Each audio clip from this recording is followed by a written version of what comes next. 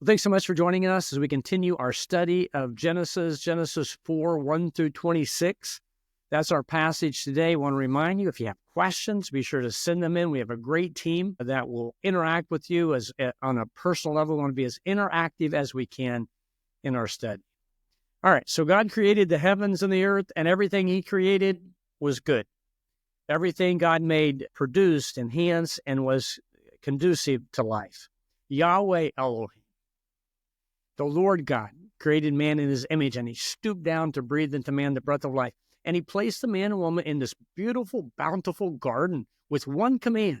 And in Genesis chapter 3, they fell for Satan's lies and they disobeyed God. And then sin entered the world. And now life on earth is not the way it's supposed to be. Romans 5, chapter 12 reminds us, therefore, just as sin came into the world through one man and death through sin, so death spread to all men because all sinned. Now, in today's passage, Genesis 4, we're going to consider how sin impacted Adam, Eve, and their family and humanity. Genesis 4, 1 and 2. Now, Adam knew his wife, and she conceived and bore Cain, saying, I have gotten a man. By the way, in Hebrew, Cain and gotten are similar words. I have gotten a man with the help of the Lord. And again, she bore his brother Abel. Now, Abel was a keeper of the sheep, and Cain was a worker of the ground. These two verses give us a rich perspective of God's grace. Right after the rebellion in the garden, God chose to bless his creation.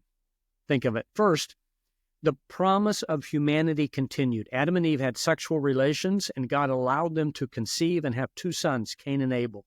Children, Psalm 127:3 says, children are a gracious gift from the Lord. Second, even after Adam and Eve sinned, God continued to partner with them. Eve says, I have gotten a man, what?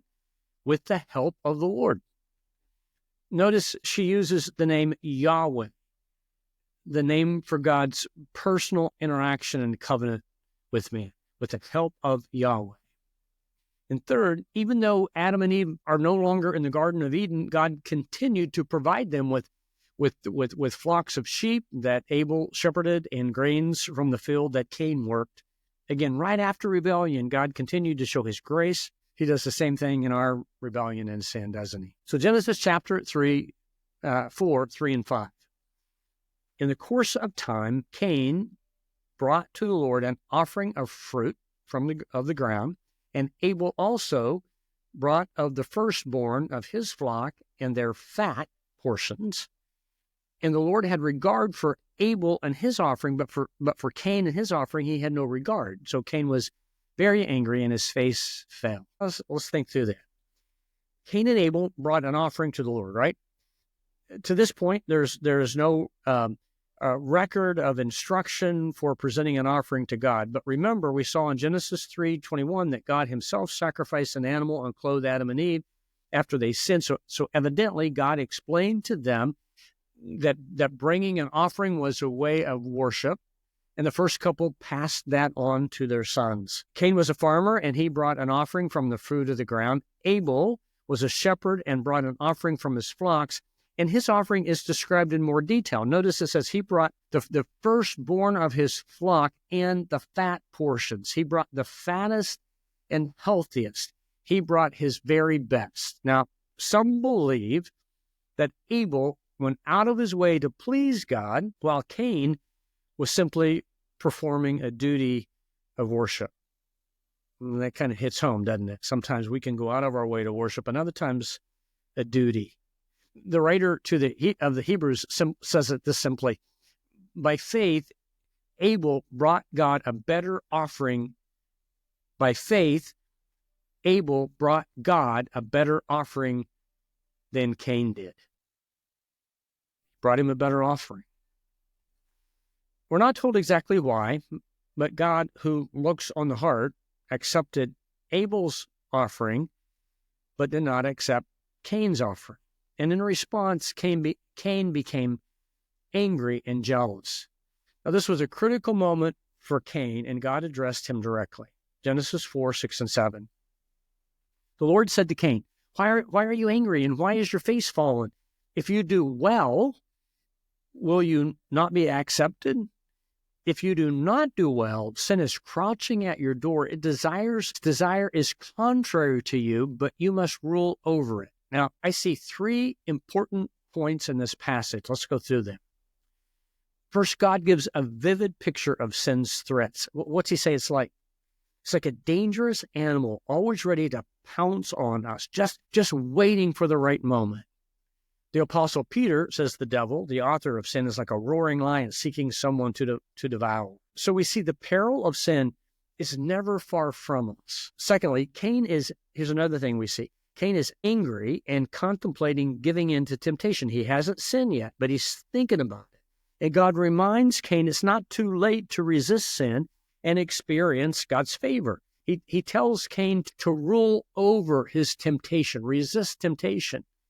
And we know that God will always provide to help us when we're tempted, right? Here's what Paul says in 1 Corinthians 10:13. No temptation has overtaken you that is not common to man. So it's not new. How you're being tempted is nothing new. God is faithful, and he will not allow you to be tempted beyond your ability. But with the temptation, will also provide the way to escape that you may be able to endure. Wow, rich passage. Basically, that's saying God's always going to give you what you need to resist temptation. Third thing that I see in this passage is he reminds Cain that his desire to sin is contrary to you.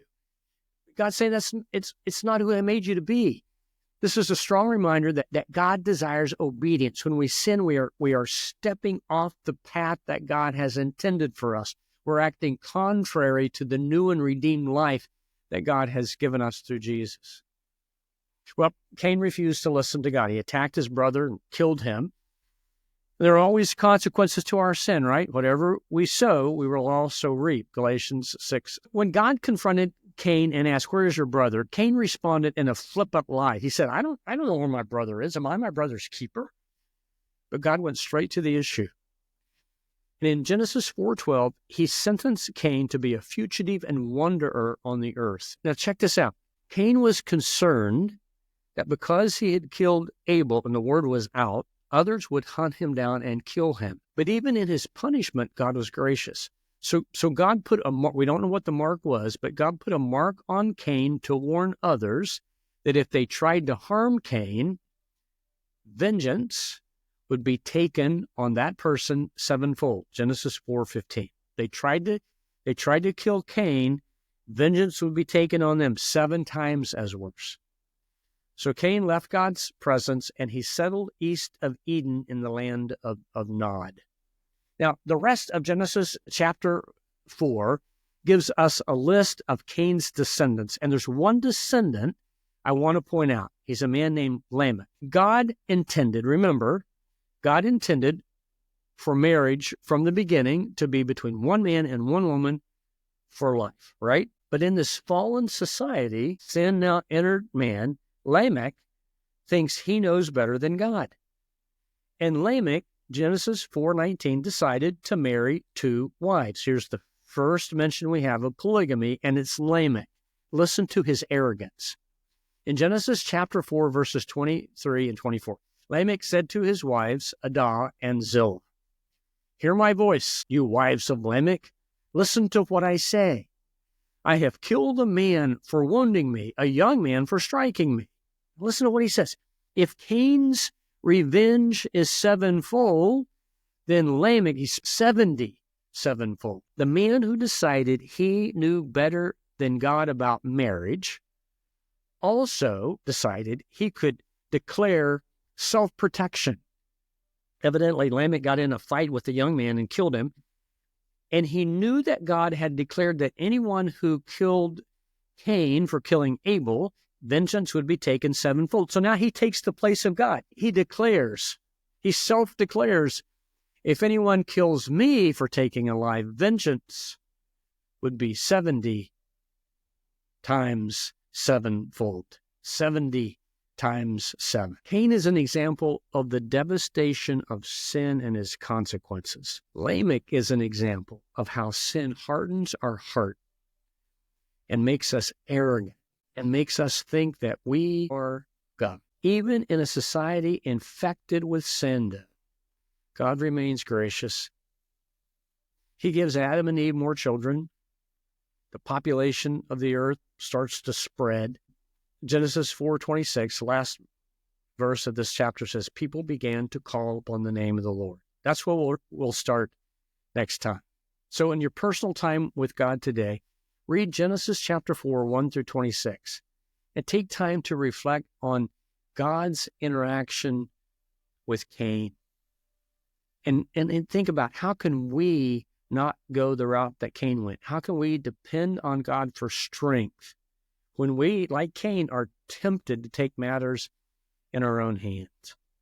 And then in your prayer time, talking to God, remember God told Cain, sin is crouching at your door. Its desire is contrary to you, but you must rule over it. So pray that God will give you the strength to depend on Him and resist sin in the powerful moments of temptation. Again, if you have questions, send them in. We have a team and love to interact with you. Thanks so much for joining us today. We'll continue engaging in Genesis next time.